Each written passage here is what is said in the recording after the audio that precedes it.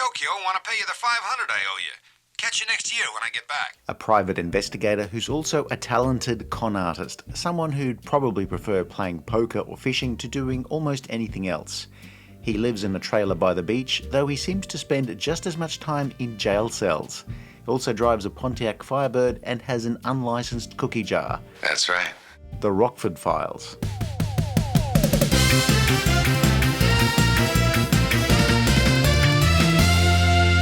Martin McLeish, State Inspector. That's a Title I inspection, so just go on with what you were doing. The Rockford Files, a private detective drama series starring James Garner, ran for 6 seasons on NBC between 1974 and 1980. The show would end acrimoniously, which would then lead to a long-running legal dispute between the star and the studio, and when that was all settled years later, the Rockford Files would return with a further 8 television movies made for CBS. For $200 a day plus expenses, you could hire Jim Rockford, though he didn't work on open cases or do missing persons or divorces, in theory. But in reality, Jim actually collecting the $200 is more theoretical than a tachyon. I'm a licensed private investigator. While working for a client, Jim Rockford will do whatever was necessary to crack a case, provided it meant no violence was bestowed upon him. He was not above breaking and entering, assuming false identities, and he would also popularize a way to lose your driver's license. I'm not sure I understand any of this.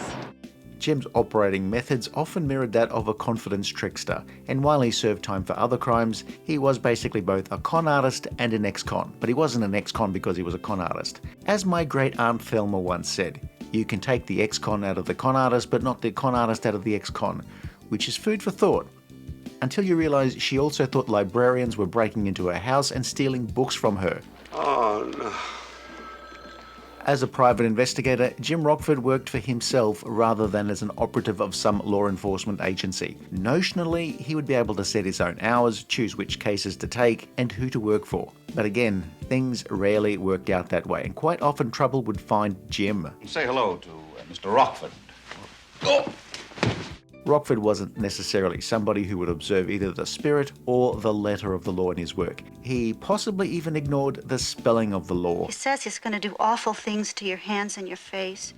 Rockford worked out of his trailer home by the beach, where, for the most part, he was a one-stop shop for investigative services, apart from all the very many times he needs help from others. Jim often involved his father, Rocky, in his work. He leaned on his friendship with police detective buddy Dennis Becker and the ever-so-unreliable Angel, somebody you could trust as far as you could comfortably throw a cement truck.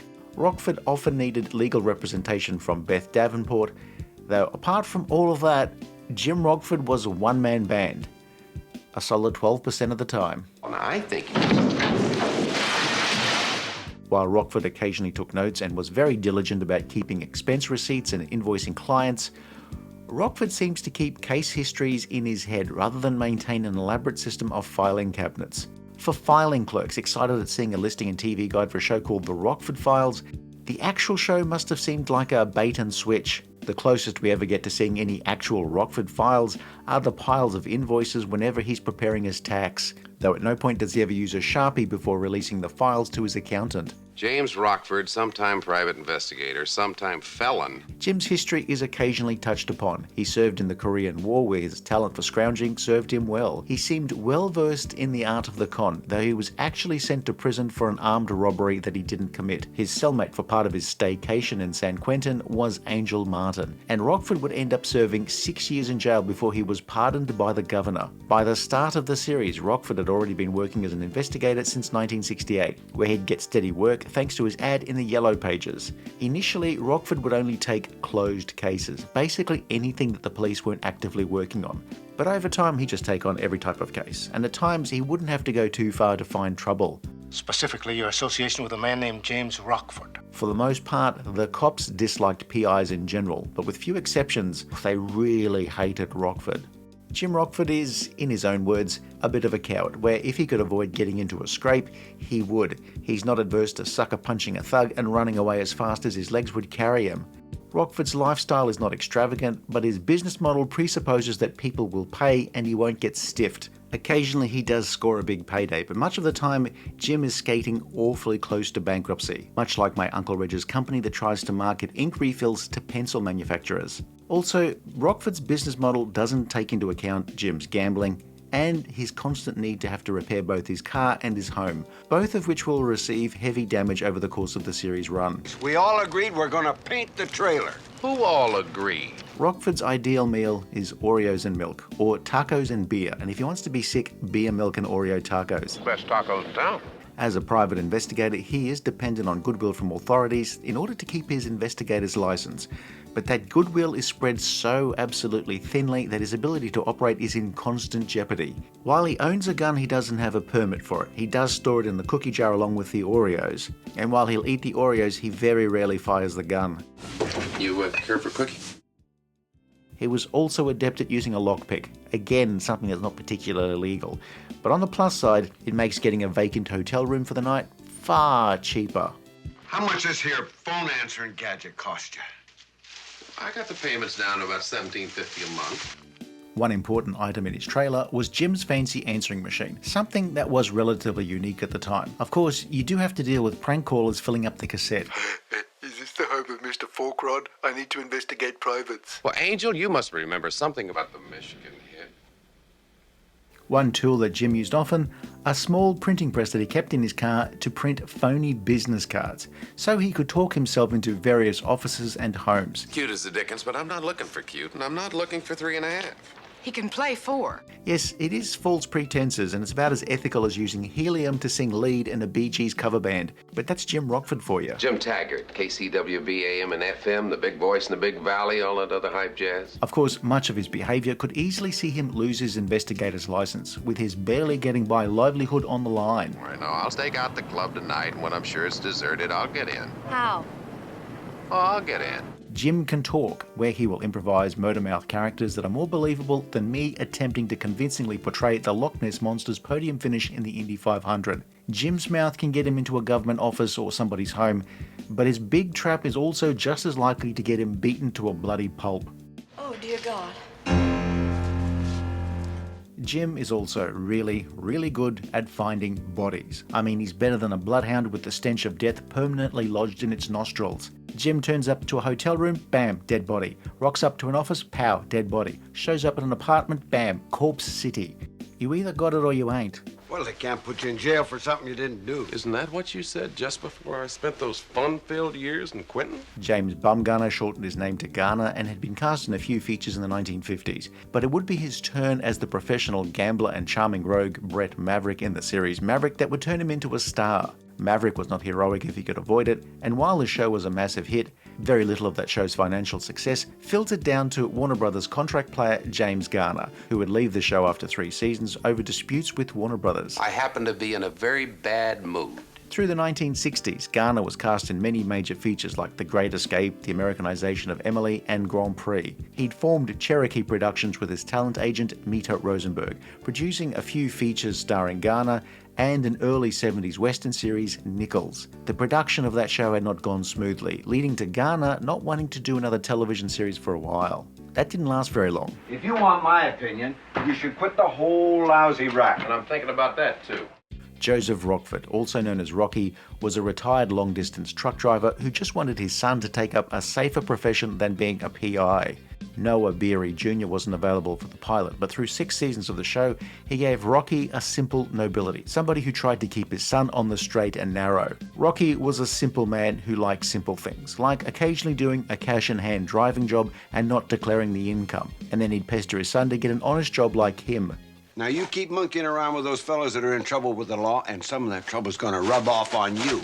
Jim's best friend most of the time was Detective Sergeant Dennis Becker, later Lieutenant Becker. Is that everything? The whole statement? Played by Joe Santos, Becker's relationship with Jim was often one where Jim leaned on Becker for help with things like hunting down license plates and checking mugshots, and in return, Becker would be able to take credit for the arrests. You want the charges? You'll hear them later. Had a very long day. Becker's friendship with Rockford does cause him some grief at work. I mean, I get it. I have a mate, Dickhead Dave, whose idea of fun is ringing construction site offices and asking if Mr. Wall is there, and then if Mrs. Wall is there, or if any of the Walls are there, and if not, what's holding up the building. to which the foreman would reply, "We haven't put up the walls yet, but we do have a steel frame that forms the basis of the building's strength without walls. Does that answer your question?" Becker will eventually make lieutenant, which will make it harder for Jim to lean on his friend for basic assistance. You got jailbird written all over you. Where'd you do time, sport? Often, though, an episode will end with Dennis arriving with the uniformed officers to save Jim's bacon, and then when they finish salvaging sandwich fillings, they'll also save his life. Even so, for a show about a PI whose best friend is a cop, the number of episodes where Jim is still in custody at the end clues you into the fact that this wasn't a standard series about a private investigator. Because it embarrasses me, that's why. They don't understand. They don't like PIs. Jim's other friend is his old cellmate from San Quentin, Evelyn Martin, usually known as Angel. Who will mourn for Angel Martin? Probably a couple of credit companies. Friend is a relative term. They are friends in that they know each other's names and where they live, but they're not actual friends in that they particularly like each other. Angel is wary of Jim putting him in a dangerous situation, and funnily enough, Jim's just as fed up of Angel dropping him in the quicksand or the poop, or on a really bad day, quicksand made of poop, which is known as quick poop. Did I forget anything? Yeah, you forgot something. What? Because you're my friend. Angel can be very useful, provided you can motivate him properly. Jim will often use Angel as a way to sniff out information on the streets. Which one of yous is Rockford?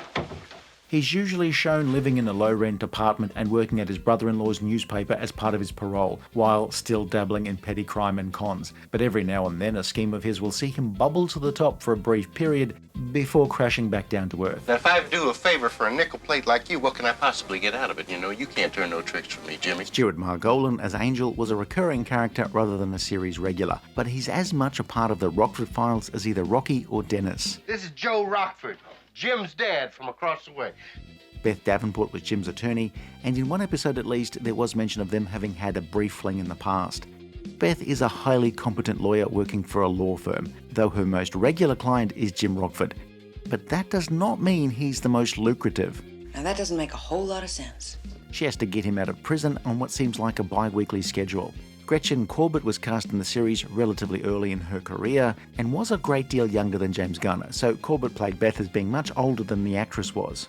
You're going to be staring at 5 to 10 years in the federal birdcage at Terminal Island. There are other semi-recurring characters. The Rockford's friend LJ, who mainly seems to pop up to fix things or play poker. There's Becker's wife Peggy, Police Officer Billings, and then there are a couple of police lieutenants whose main story function is just to assume Rockford is a murderer and throw him in the clink. In early seasons that would be Lieutenant Deal, played by Tom Atkins, but from the show's third season, Rockford finally met his office nemesis, Lieutenant Doug Chapman, played by James Luisi. Get Rockford out of there. Get him out of this station. Chapman not only despised Rockford, he was determined to see him put away for a very long time. Chapman is also a jerk and a hard-headed idiot who thought every case was solved if he just blamed Rockford for it. Isaac Hayes was Jim's prison frenemy, Gandalf. Lewis Gossett Jr. was the dodgy parole officer turned dodgy PI, Gabby Hayes. Bo Hopkins appeared a few times as a disbarred lawyer, John Cooper. Catherine Harold as Jim's blind psychologist, semi-regular girlfriend, Megan Doherty. And James Garner's older brother, Jack Garner, appeared a few times as the laid-back police captain, McEnroe. I'm in need of a private investigator. Hey, that's gonna work out real great. That's what I do for a living. Rockford lives in a trailer by the beach in Malibu, where his home is parked next to a restaurant. While the exterior is quite beaten up, Jim will fix up the interior to look more aesthetically pleasing, and then every few weeks he'll have to fix it up again to make it less bullet-ridden or fire-damaged. If I'd have wanted a skylight, I'd have put one in.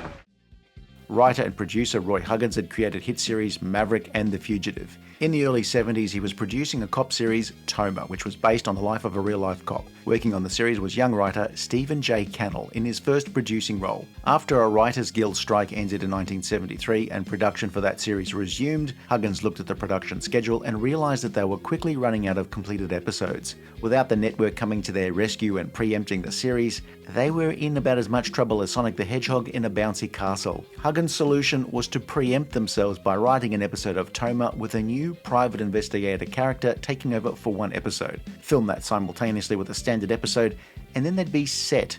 Huggins looked in the studio's phone directory and semi-randomly picked out a name for this new character, Tom Rockford. Cannell was then given the task to pump out a usable script in 5 days, with little more than a name and a basic plot to work with. As it was just a one-off to fit into an existing series, Cannell was free to do whatever he wanted, so this new PI would be different. Rather than somebody who worked out of the goodness of his heart, Rockford would make sure you paid the bill, and if you didn't, he would take your car. Cannell also gave Rockford a father and based the relationship between the two characters on the one that he'd had with his own father. If Rockford wasn't holding an ace, he was just as likely to quit a job if he was threatened.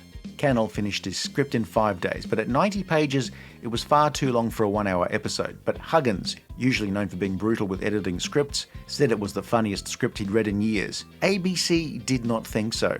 Then came the next brainwave. What if Rockford Files was its own thing? Huggins wanted to get a name attached to the script and had realised that what Cannell had inadvertently done was to update Maverick. So what if they could get James Garner to read it? The trouble with karate, Jerry, is it's based on a ridiculous assumption that the other guy will fight fair. As for Toma, well, it didn't last long, but it would provide the inspiration for a Rockford Files episode further down the track. You heard about the show, huh? Yeah, well, you know, nothing lasts forever. Now, here's where it gets all relative. I mean, literally. Huggins' son-in-law was head of Universal's television division, Frank Price, who took his father-in-law's pitch for a television movie that could act as a pilot for a series, and of course he liked it. Price had been thinking of someone like Robert Blake for Rockford, and said if they could make the main character relatively short, then they'd have a deal. Also, make him less of a coward. It makes us look stupid. Meanwhile, James Garner was ready to get back into television after his early 70s Western series Nichols was cancelled after 1 series. Garner's friend, Louis Delgado, rang his brother-in-law, Roy Huggins, and mentioned that Garner was interested in a new television project. James Garner had read the script and said that he wanted to do it as is. So very quickly, short-assed Tom Rockford became borderline hitting his head on low ceilings, Jim Rockford. All right, it's strange, but it's not that strange. Garner set aside another television project based on one of his movies in favour of playing this new private investigator. Universal dangled the prospect of a television movie called The Rockford Files, starring James Garner, in front of NBC, but they had to say yes or no without even seeing the script. When NBC later did read the script, they also hated it, but Garner had said that if it was changed in any way, he was walking away from the project. So Rockford stayed a very tall coward.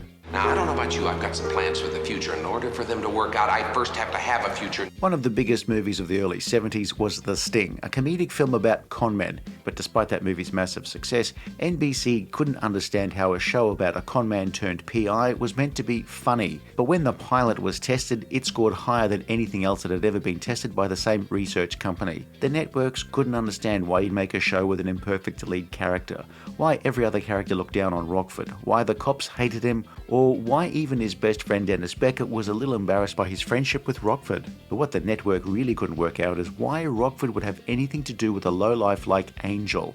Of course, conversely, you could ask yourself why any self-respecting actor would have anything to do with lowlife network suits. The governor gave me a pardon, said it never happened. The Rockford Files pilot movie was screened in early 1974 and rated well enough for a series order, with the first season beginning later that year. The original concept of Rockford only dealing in cases considered closed by the police wasn't a core concept of the series, judging by how quickly it was forgotten about, but originally it was just something suggested by producers as a point of differentiation from other detective series in order to sell the show to the network. Garner's longtime agent turned producer, Mita Rosenberg, was his business partner, and the pair had formed Cherokee Productions in the 60s, mainly as a way to produce Garner's film and television projects. Rosenberg would be credited as executive producer on The Rockford Files, though it was Huggins and Cannell who were, in practice, the actual writing producers at the start of the show. You're going places, Mr. Rockford. Stephen J. Cannell wasn't yet the uber producer that he'd later become, but at this stage he was preferring to remain a writer. On Rockford Files he would do both, eventually taking over from Huggins. Executive producer Rosenberg would occasionally direct, while her former assistant Juanita Bartlett would become a prolific writer and producer in her own right. Also joining was Charles Floyd Johnson as a co-producer, where one of his jobs was to wrangle answering machine messages at the start of each episode. No, we won't loan you money. No, we won't accept any co-signers. And yes, your account's overdrawn. I get off at 4:30. And from the show's third season, the future creator of The Sopranos, David Chase, would join the series. Again with the David Chase. Each of the writers had areas that they were interested in exploring. Rockford would fall in love. Rockford is involved with mobsters or other con artists. Rockford crosses paths with rivals, either in the police force or other PIs, and because it was the Rockford Files, they would have variations on standard storylines. Some premises may have started off as a favourite of Huggins or Cannell, but this show would often go to places that you just wouldn't expect. Sometimes it could be quite dark and brutal. Rockford drops off a girlfriend and her daughter only for the woman to disappear, and she's later found to have been murdered. Rockford takes Coop's sister on a date and they're attacked by a biker gang, and she's kidnapped and raped. A regular story development was a friend or acquaintance of Rockford is killed, and then Jim is determined to find the culprit. But it wasn't all sweetness and light and brutal killings. Rockford ends up being victimised by a prosecutor and sent to jail for contempt. Beth gets an accused murderer off, only to find that he's organised for her to be driven out of her mind in order to get a mistrial. Jim ends up a pawn in a shady real estate scam selling worthless land to the gullible. Jim ends up drugged in a mental hospital and organises a breakout. Villains will beat up Rocky and Jim's blood is up. Or villains beat up Angel and Jim goes out and orders a big steak for dinner. A steakhouse? And Jim is framed. He's framed a lot. He's framed more often than my degree in paranormal science that keeps mysteriously falling off the wall. I don't believe that. Huggins and Garner, while not enemies, were prone to getting into arguments. Roy Huggins was also known as someone who was very hands-on with scripts in his shows, and at one point got a little too hands-on with a script where he made changes without actually telling anybody else on the production. This led to a standoff with Garner and resulted in Roy Huggins stepping away from the show's production, while of course retaining his piece of the series. Come in, it's open. Don't you hit me with no ashtray and I will. Despite the show being a success, the network, who never got the humour, kept asking for less humour in the Rockford Files to make the show more like Hawaii Five-0. It got to the point during the making of the second season that Garner threatened to quit rather than make the show completely serious. I often see comments complaining about jokes on this channel, which of course I never take seriously. Always like a good brawl. Yeah, but you didn't hit anybody. The Rockford Files without humour would be like putting pineapple on a pizza. Sure, you could do it, but at what cost? I charge $200 a day plus expenses. The audience at the time skewed older, probably down to the James Garner factor, though there are many times in the Rockford Files where the real world broke through to those viewers who just wanted cosy television like it was in the good old days. Perhaps Rocky was a surrogate for the type of people at home watching the Rockford Files. Well, at least according to the Nielsen ratings. I want you to understand. Okay, Rocky, okay. The Rockford Files was quickly recognised throughout the industry for its general excellence. At one point, producer Glenn A. Larson, who was working on Universal series Switch, asked for a sample Rockford Files script to study. But later on, the Rockford Files team saw an episode of Switch that wasn't just based somewhat on the Rockford Files episode, but almost completely copied the script with only minor changes. Both the Rockford original and the Switch version both guest-starred Sharon Gless, though she didn't play the same role in both productions. Your ethics are lousy. Yeah, I know.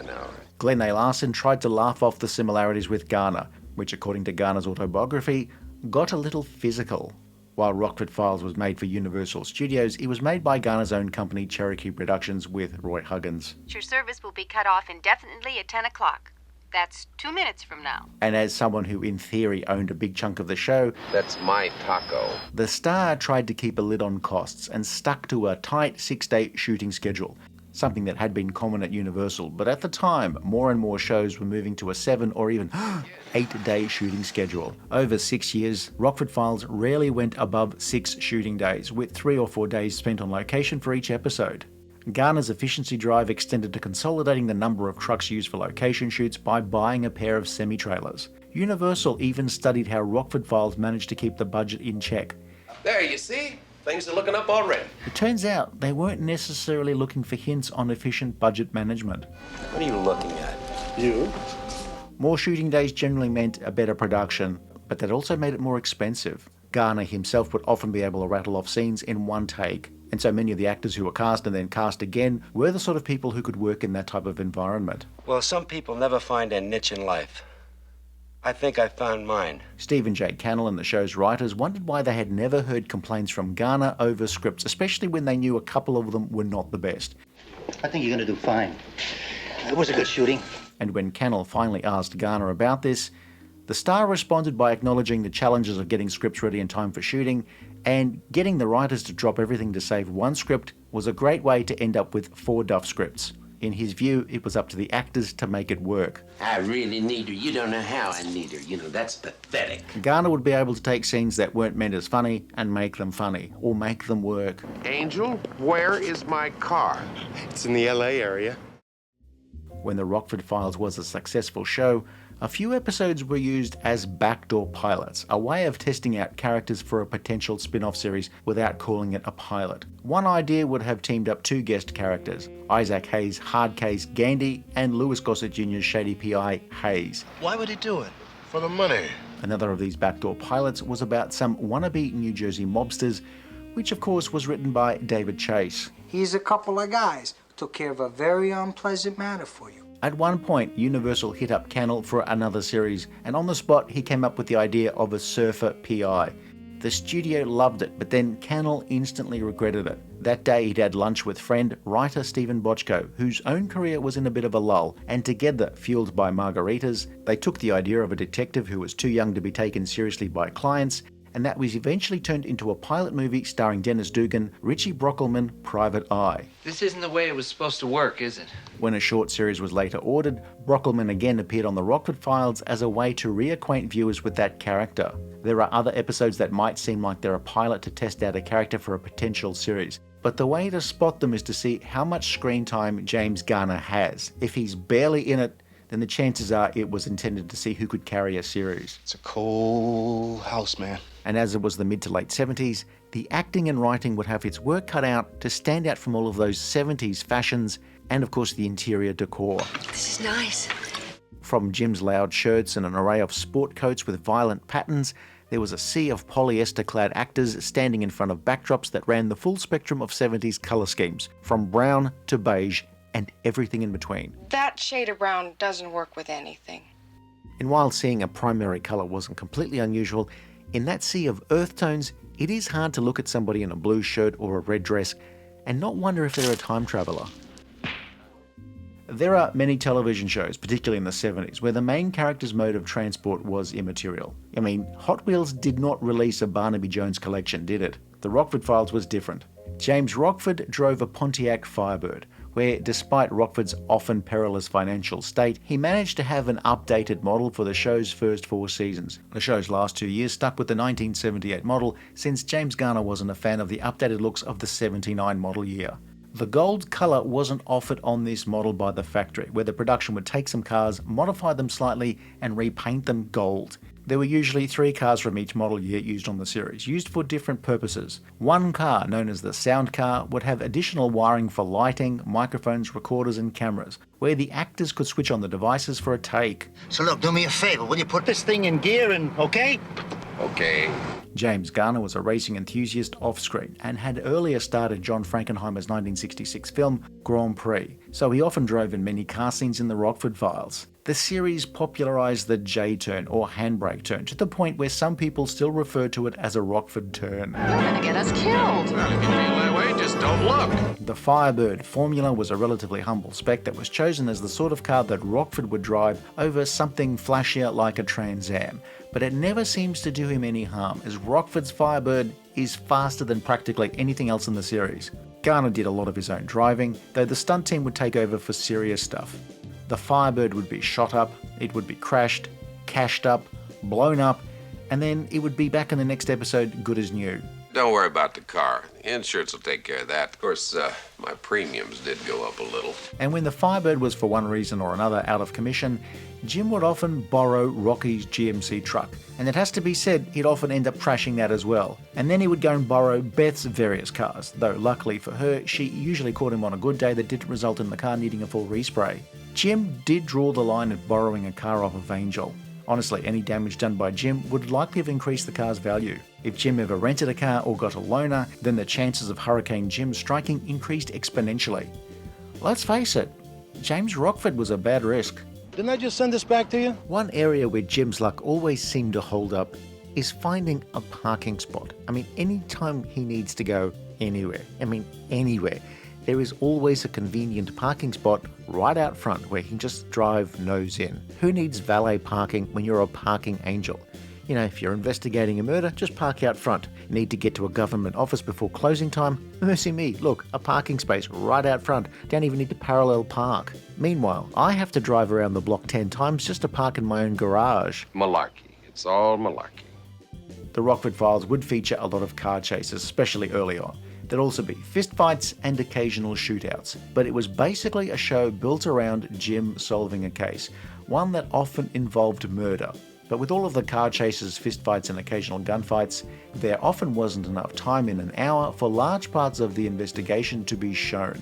Hence, in many episodes, Jim will stop near the end of the episode and just explain the plot to his sidekick for the episode. A lot of what he says has no basis on what we, the audience, had been shown. But of course, there are only so many hours in the day, which I'm embarrassed to say is often the excuse I use when I have been hired to paint a house in a week, and there I am, 4 months later, I'm just starting on the second coat. Hey, can I have a little help up there?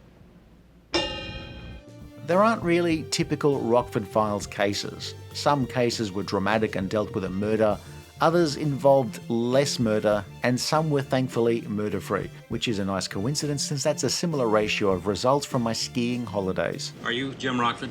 Early years saw episodes begin with a client coming in off the streets and asking Jim for help, though more often than not, Rockford would often end up being paid in promises rather than cash. He'd occasionally end an episode by having dinner with his client, though that would change over time. The idea of people coming in at the start to hire Jim was pretty much phased out, and instead Jim would either be in the middle of a case or somehow he'd been unwittingly pulled into some scheme. Rockford would often become a pawn in some plan where he was often framed. Sometimes he was picked out at random, and sometimes it was deliberate. In the second and third seasons, Jim would date far more sporadically, which was convenient since he'd be spending so much more time in jail. These seasons often had Beth representing Rockford in his many run-ins with the law, and in particular, Chapman. Well, you talk about fishing all the time, and the rams. Gretchen Corbett's departure from the series is slightly more complicated than the usual reasons for people leaving a successful show. You know, it's money or better offers. Corbett, as a contract player for Universal, was paid a flat fee every week regardless of whether she was working on a project at the studio or not. When Corbett appeared in the Rockford Files, the studio would bill Cherokee Productions for her services, and as the show was more and more successful each season, they'd increase the fee charged to the show. But of course that didn't necessarily flow to the actress. During the fourth season, Corbett was suddenly being featured in the show less and less. Well, that's just great, Jim, and if I do say so myself, a little bit selfish. I'm a selfish guy. A behind-the-scenes standoff developed and Gretchen Corbett would leave the show, only returning to appear as Beth 2 decades later. You guys see Rockford last night? Yeah. No, man, it was a good one.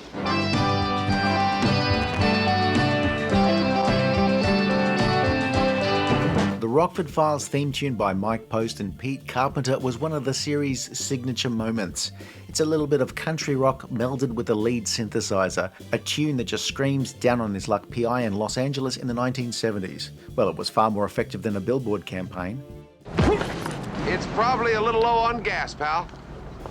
When Cannell was just starting out in the business, he nearly got into a fist fight with Mike Post on a beach, though it was quickly smoothed over and they quickly became firm friends.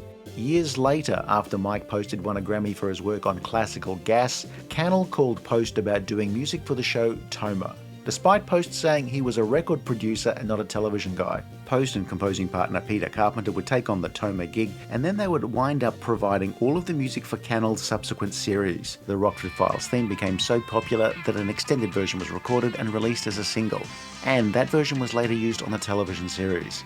Mike Post, either on his own or with his collaborator Pete Carpenter, was responsible for some of the greatest television music of the 70s through to the 90s. If you don't believe me, The Greatest American Hero, The A-Team, Magnum P.I., Quantum Leap, Law & Order, and of course he produced the music for Cop Rock. The end of the Rockford Files was a little more involved than low ratings, release the cancellation hounds. There was an injured star, and then there were financial irregularities. That's before expenses. Oh, naturally, and taxes. Oh, that goes without saying. The Rockford Files ratings were excellent in its first year, dipped in the second, and then stabilised. I think the nomination is really the award. It then started winning Emmys after a few years, with wins for the series, for Garner, for Stuart Margolin, and for Rita Moreno as a guest star. Thank you. The show had been sold around the world, and in 1979, the series was about to hit the threshold where it could enter the lucrative world of syndication. NBC was screening new episodes while its rivals were able to rerun older episodes. It does sound like Jim Rockford would soon be showered with cash with all the attendant perks, such as a solid gold trailer on the beach.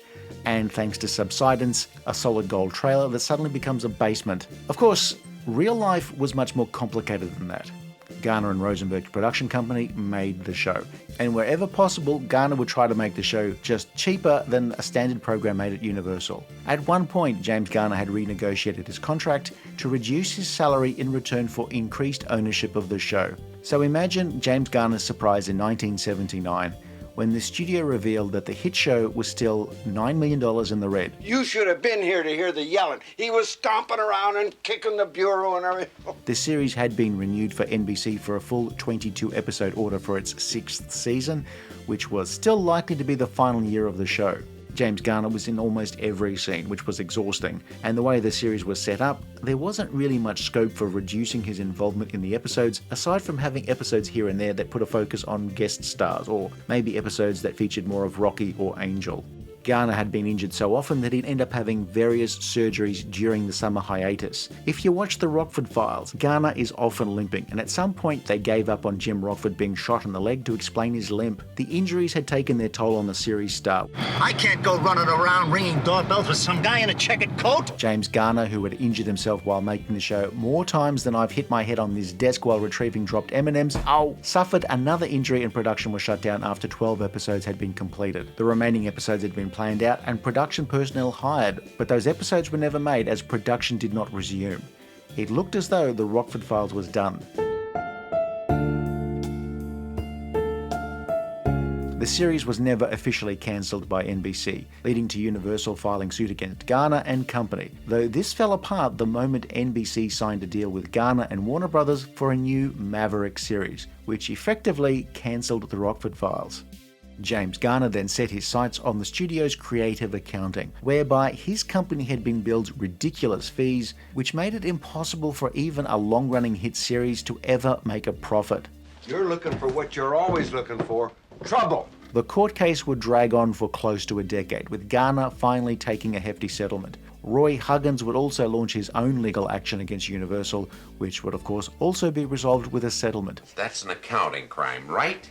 Roy Huggins and James Garner weren't alone in having to battle the studio. Harve Bennett and Glenn A. Larson had both produced a successful series at Universal that apparently all lost money, and each would similarly sue the studio over accounting practices. Who stands to profit the most? Studio accounting is not limited to movie studios. My local hot yoga studio added a sliding scale of fees, whereby the yoga was a set price, but if you actually wanted it hot, they would charge an extra $50 per degree. Well, thank you very much. This must be my lucky day.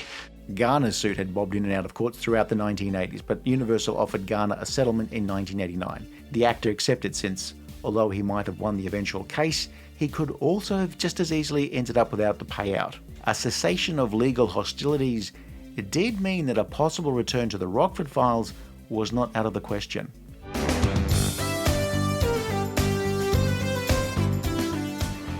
If Columbo and Kojak could come back, why not Jim Rockford? CBS won the rights to show a new series of Rockford Files television movies. Now, being stupid and predictable isn't all it's cracked up to be. James Garner had some stipulations, one of which was that he wasn't going to shoot on Universal's lot, and secondly, to avoid any more of Universal's accounting practices, these movies were a strictly cash up front job. The possible make that probable lawsuit. There aren't going to be any lawsuits. 8 made-for-TV movies were broadcast sporadically between 1994 and 1999. Jim still lives in a trailer by the beach, though the trailers had a big upgrade. Well, it would have to, since the original trailer used finally fell apart. Most of the recurring cast members would make an appearance in at least one of these movies, apart from Noah Beery Jr., who was ill and would pass away before the broadcast of the first movie. You're going to sell hot merchandise on television? Would you quit calling it hot? The reunion movie started with I Still Love LA, where Jim is trying to sell up and leave Los Angeles, but is presented with a case from his lawyer ex-wife, played by Joanna Cassidy. The Firebird may not have been in drivable condition in some of these movies, but Garner and company slipped back into their characters with ease. Are you limping a little? No, I'm limping a lot. These movies with their longer runtimes will focus much more on the characters than the plot. They are plots that don't necessarily need 90 minutes of screen time, but it's good to let the characters here breathe. These films also work better as extended episodes compared to the two-part stories of the 70s, only a few of which worked with the extra runtime. Jim is now semi-retired, so most of the mysteries here all involve an acquaintance of Jim involving him in a case. Poor Jim, he just wants to go fishing and he's still being pulled into dangerous cases.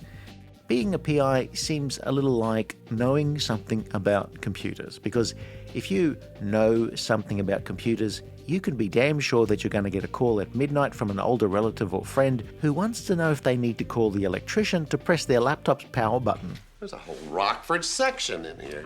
Subsequent movies had Angel as a televangelist being paid to sabotage a small movie, and Jim becomes the bodyguard of that film's self-obsessed young star. Jim finds that his godson, that's Dennis Becker's son, is living on the streets, and all attempts at helping him go nowhere. That is until he's accused of murder. Stay out of trouble for 24 hours. Dennis, I am trapped in a Kafkaesque nightmare. Rockford is once again framed for murder, with both Deal and Chapman gunning for him, while Beth returns as Jim's lawyer, since it's really the only way for her to get a few things off her chest. I found some. I took 2. You think that's enough to knock his headache? These are for PMS. A waitress friend of Jim's is murdered and he's blocked from investigating by Chapman, whose side hustle lecturing criminology students uses the waitress's murder as an example case. Jim's only recourse: sign up for Chapman's class. A newly separated Megan returns and briefly rekindles her relationship with Jim, but her failing talent manager cousin is causing all sorts of grief with Russian mobsters. The penultimate movie had the cops hating Jim even more after they thought he was investigating 2 vice cops. And finally, Rita Kapkovic returns after her husband is accused of being a serial rapist. If there was a reward out on you, he'd turn you in just like that. Like you wouldn't. I love these holier-now types. Jim and his friends have all aged appropriately, without anybody looking like a waxwork statue. Plus, the characters are now allowed lives away from Jim. He now uses a computer and even has a fancy printer for all of his fake documents. The Firebird is back, though it's not drivable in some of these movies, and Jim just as often will use Rocky's pickup truck. These films are just like the old Rockford Files, just set in the 90s with an older cast, with Joe Santos, Stuart Margolin, Gretchen Corbett, Rita Moreno, Catherine Harold, and the others all returning. You could have been shot. Well, you're handling your disappointment well, I'll give you that. Having gone to the trouble of getting the Rockford Files back on air, CBS didn't seem to know what to do with it, leading to variable time slots where sometimes the movies rated well, and at other times they didn't. And don't forget to hit the cookie jar. Are you telling me to arm myself? The original order was for 6 television movies and an option for a further 2, which were picked up. But even so, some episodes sat on the shelf for 2 years before finally being broadcast. And of course, those are the ones that rated well. As the network had taken so long to show those final episodes, James Garner himself had no interest in making further Rockford movies on an ad hoc basis, especially when he was staring into the abyss of his 70s. And so, the final television movie, If It Leads, It Bleeds, was screened in 1999, and that was it. If my boys could end up being like him, I'd feel I had done my job. I just wish he was a better tipper. The movies not only brought back most of the supporting cast, but unlike a lot of reunion projects, they also brought back most of the original writing and producing team. I've never seen a batch like this before. Is this real? I made it myself. The Rockford Files was full of reliable actors who would show up time and time again, plus a few people who'd become famous in their own right, or were already famous. Lindsay Wagner was originally earmarked for a regular role on the series, but she soon landed her career-defining role in The Bionic Woman. Rita Moreno would win an Emmy for her hooker with a heart of gold character, Rita Kapkovic. Want a Danish? Put it in the microwave oven, 10 seconds, you can't pick it up, it's so hot. Linda Evans played 2 different women from Jim's past in the first season. But throughout the show, there was always somebody you know from another project. But it's very hard to capture them all and write some snappy banter without it sounding like I'm reading a list. So I just won't read a list. I refuse to read a list of guest stars and famous faces. But of course, if you recognize some of them, then well done. But for a very small list, there's people like Lauren Bacall, Ed Harris, and in a scene-stealing performance, Tom Selleck as rival PI Lance White, a man who's the opposite of Rockford. He's the anti-Rockford, as in the opposite of Jim, not the sister of Jim's mother. The real winner of the Goodyear Award this year was Lance White, not James S. Rockford as previously announced. The TV movies tended to put actors from the original series front and centre, but they too had a few guest stars. Joanna Cassidy, Diane Cannon, John Amos, Renee O'Connor, Barbara Carrera, Hal Linden, and of course, Bryan Cranston. Man, does he get about. Don't lean, don't hassle, and don't threaten. I happen to be in a very bad mood. There had been a few attempts to make a new Rockford Files. One even made it to air in 2010, a television movie starring Dermot Mulroney as Jim Rockford, which I am morbidly curious about. Then, as I write this in early 2026, another pilot is being developed with David Boreanaz cast as Jim Rockford. But in this version, the guy who played Angel won't be playing Angel. If it goes to a series, I'll be interested in seeing what they do with it, though it's likely to be yet another network detective procedural series. The worst outcome of all would be trying to make it exactly like it was 50 years ago. Of course, depending on when you watch this, it either went nowhere, was cancelled after a year, was cancelled and picked up by another outlet, was a big hit that ran for several years, or was a minor hit that became big on streaming a decade after it ended. I mean, at this stage, who the hell knows? Man, I just can't wait for a time machine so that I can make definitive statements about things that I haven't yet seen. The Rockford Files was not a show that I used to sit down and watch, though it was on what seemed like constant repeats, 2 p.m. every weekday for most of the 1980s. Meaning you'd only really watch it if you were on school holidays or you were homesick. So I know I must have watched it at some point, but never to the point of ever taking any of it in. I have no memory of specific moments. You know, I wish you wouldn't tell me when you misrepresent yourself that way. In watching the Rockford Files properly for this review, I really enjoyed it. It took a few episodes for me to get into it, but then it was just so good. I did feel like the quality of storylines did start to flag midway through the 5th season. I know it's a downer, I know that, but it happens. The 90s movies were a solid mix of old school Rockford, but set in the 90s, where the passage of time was not ignored, but embraced. But the original version of the Rockford Files is a 1970s classic. It's a look at Los Angeles as it was then, but conversely has not horribly dated as so many 70s classics have. Jim Rockford was a private detective who's more of a con man than a lawman, one who broke the mold of dull, flawless heroes. And it is a show that you can enjoy now, even if you weren't there at the time. If you enjoyed this review, please like and subscribe, leave a comment below, or check out some of our other videos.